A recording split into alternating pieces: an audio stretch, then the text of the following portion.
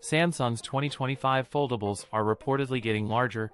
Galaxy Z Fold 7 and Galaxy Z Flip 7 could make their debut with larger displays, according to details shared by display supply chain consultant CEO Ross Young. Galaxy Z Flip 7 will now look like the Galaxy Z Flip Special Edition. Galaxy Z Flip 7 has a 4-inch cover display and a 6.85-inch foldable display. Big change is that the camera setup is stacked vertically instead of horizontally. The Galaxy Z Flip May 7th come with 3 cameras. This third camera could be a zoom camera, something that the Flip series is currently lacking. The Galaxy Z Flip 7 is packing this Snapdragon 8 Elite for Galaxy chipset, also have 12 or 16 GB of RAM and up to 512 GB of UFS 4.0 storage. Galaxy Z Flip phone will run One UI 7.1 on top of Android 15. The Samsung Galaxy Z Flip 7 is expected to launch in July 2025. It's too early for rumors and leaks. That's it for today's video. If you enjoyed it, don't forget to like, comment, and subscribe for more content. Thanks for watching.